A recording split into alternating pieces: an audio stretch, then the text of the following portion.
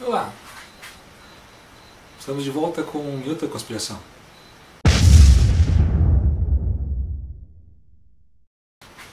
Hoje falarei sobre os discos voadores nazistas. Sim, nem todos os discos voadores têm origem extraterrestre. Uma certa quantia deles seria derivados dos projetos de guerra secretos dos alemães durante a Segunda Guerra Mundial. Como foram criados estes discos? Com que tecnologia? De onde veio a tecnologia para criá-los? Pois bem, daí voltemos ao fim do século XIX. Vamos falar sobre duas ordens místico-mágicas. Seria a Ordem Vril e a Ordem Thule. Essas ordens, ligadas ao renascimento do paganismo na Alemanha, nos países germânicos, visavam resgatar as tradições e utilizavam-se de médiums. Destes médiums, a mais famosa era Maria Orsic. Ela alegava ter contato com os seres da estrela Aldebaran, constelação de Touro.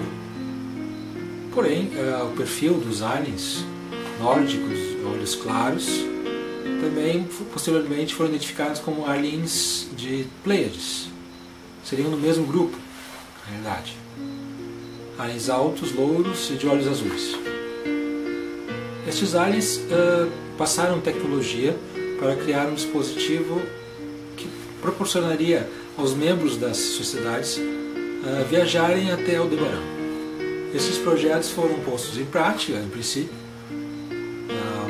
Rundflugzeug, vários discos, eu vou colocar nas imagens de alguns, vocês terem uma noção. Os mais principais. O dispositivo de antigravidade foi desenvolvido pelo professor Schumann, na Universidade de Munique. E havia um acumulador também,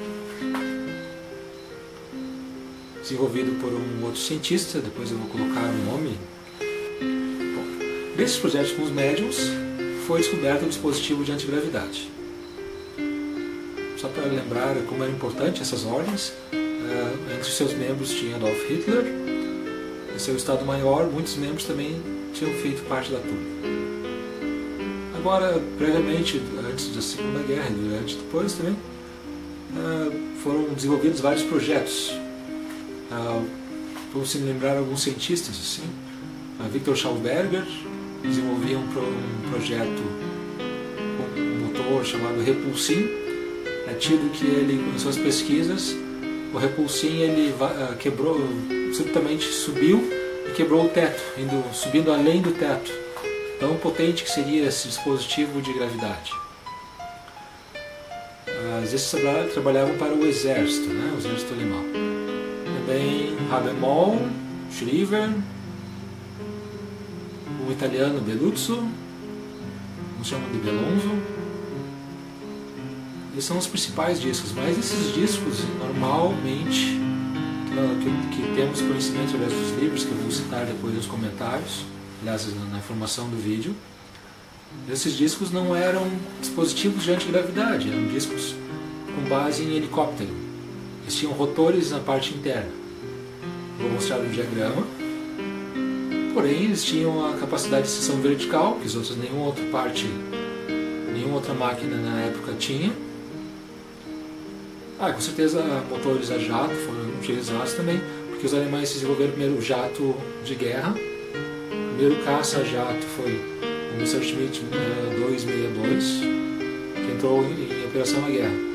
Enquanto os aliados tinham caças que iam a 300 e poucos quilômetros por hora, um caça-jato ia a 1.200 km por hora. Imagina quando enfrentavam eles, o que eles sentiam.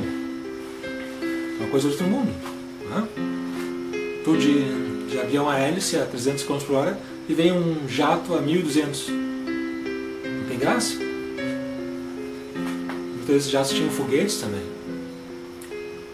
Pois bem, além de todas as armas estranhas, que talvez eu posso falar também, aviões com foguete, várias tecnologias exóticas, esses discos, que eram tipo helicóptero, eles funcionavam com o helicóptero até uma certa altura e depois usavam foguetes para decolar em alta velocidade. Explica muitos avistamentos que o disco muda de direção ele poderia planar tranquilamente e de repente dava um salto para outra direção, graças aos foguetes. Mas aí nós temos também os projetos desenvolvidos pela SS. Por que os alemães estavam, tecnologicamente falando, tão à frente dos outros povos no mundo naquela época? Bem, porque Hitler, tendo passado por essas ordens, apreciava também a cultura antiga. Seu fiel escudeiro, segunda pessoa no poder, Heinrich Himmler, que era das SS. Em princípio a SS era só a segurança de Hitler, mas depois ela se tornou tão forte quanto o Estado. Serviço secreto, pesquisa secreta também. Também uma ordem mágica, digamos, místico-mágica. Himmler procurou criar tipo os Cavaleiros do Graal. Tinha um castelo onde reuniam-se para praticar rituais, esses top nazis, em volta de uma mesa redonda. Não entrando no mérito de maldade ou não, que sempre, como lembrem, quem ganha guerra demoniza os perdedores. Sempre foi assim na história. Esse castelo era o Helvelsburg. Aí dentro, no salão, tinha pintado o símbolo do Sol Negro. Bom, pois bem, essas várias ordens de Himmler, uma delas era Ahnenerbe. Himmler ordenou sua ordem perambular pelo mundo inteiro atrás de achados arqueológicos e objetos sagrados, tipo a lança que matou o Cristo, a lança do destino, que vimos que, no filme Indiana Jones, por princípio foi verdade. Os grandes rivais do Indiana Jones na época, naquele filme, eram os nazistas, né? Eles queriam a todo pano todos os objetos arqueológicos, e isso ocorreu, é verdade. Tanto que eles procuraram na Índia pistas de tecnologia antiga, que os indianos, em seus Vedas, já falam sobre naves dos deuses, que eram os Vimanas. Há inclusive descrições detalhadas de como construir esses Vimanas. Claro, muito se perdeu pela cópia da cópia, mas dos Vimanas obtemos a informação que eles utilizavam um tipo de giroscópio com mercúrio líquido. E isso com certeza foi experimentado, realizar pelas SS depois. Ainda citando o potencial dos cientistas, nós temos, por exemplo, os cientistas que desenvolveram a V1 e a V2, Wernher von Braun, Walter Dornberger. Todos esses cientistas desenvolveram a V1 e a V2. A V1 uma bomba voadora e V2 o primeiro míssil, digamos, intercontinental. E essa V2 depois foi utilizada para colocar satélites em órbita, um pouco modificada. E os cientistas alemães que trabalharam no projeto foram importados via a operação Paperclip, clipe de papel, por exemplo. Tanto importante é que Wernher von Braun foi escolhido depois diretor da NASA, nos anos 60. Vou mostrar uma foto dele como presidente na época. Então, tinha um conhecimento técnico. Outras informações que eu vi falavam sobre os projetos, mas os projetos da SS eram secretos. O pessoal que trabalhava no exército, que nem Wernher von Braun, não tinha acesso a projetos da SS porque eram mais avançados e o orçamento era livre. Não era que nem hoje, tem questão de orçamento para fazer tudo. Ele mandava, liberava para fazer e faziam. E havia bases secretas, bases subterrâneas. Então, muito interessante isso.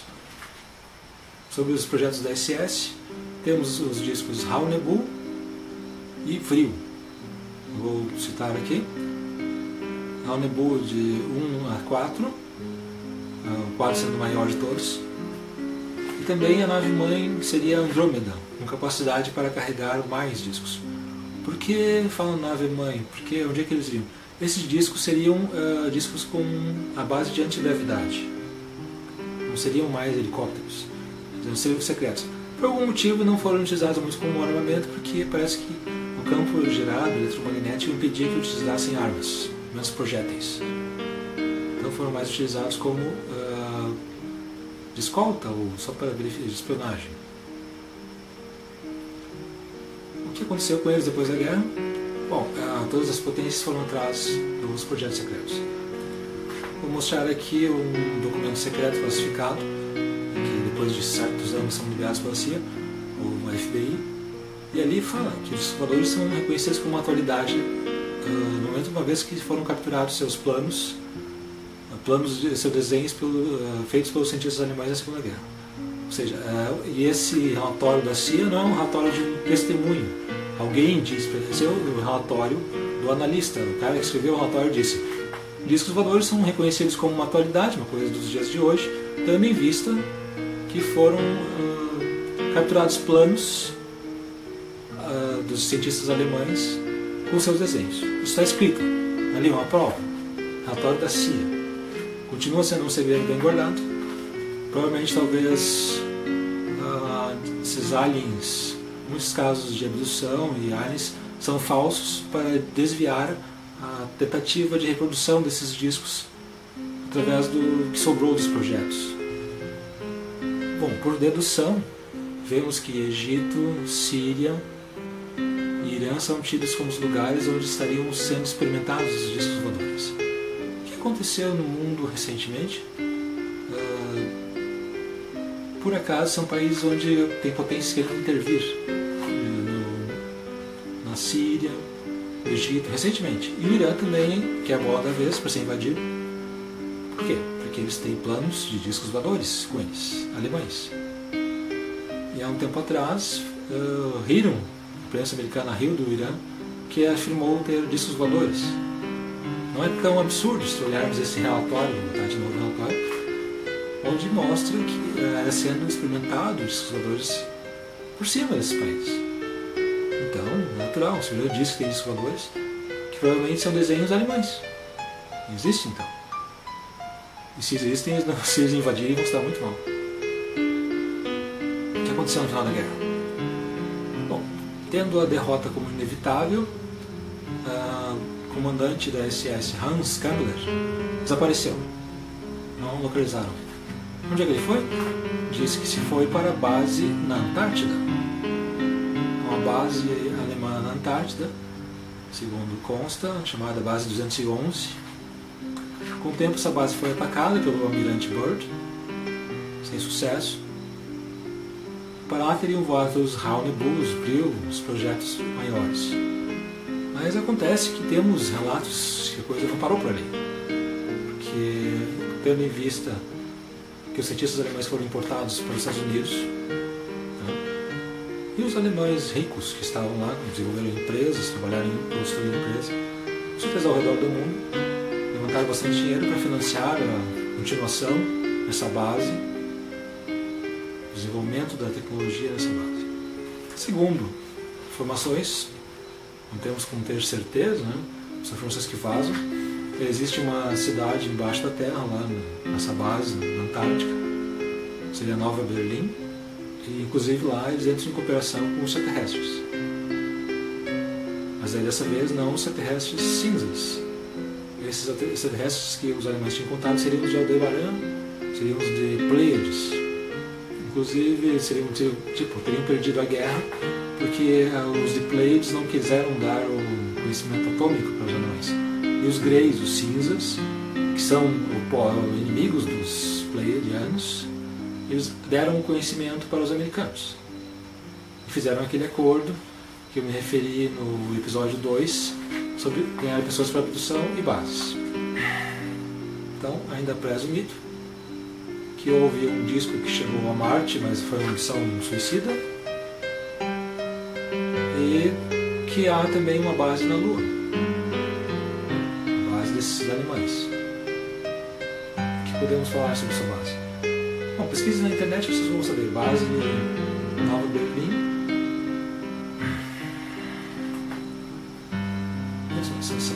Base New Berlin, Neu Berlin.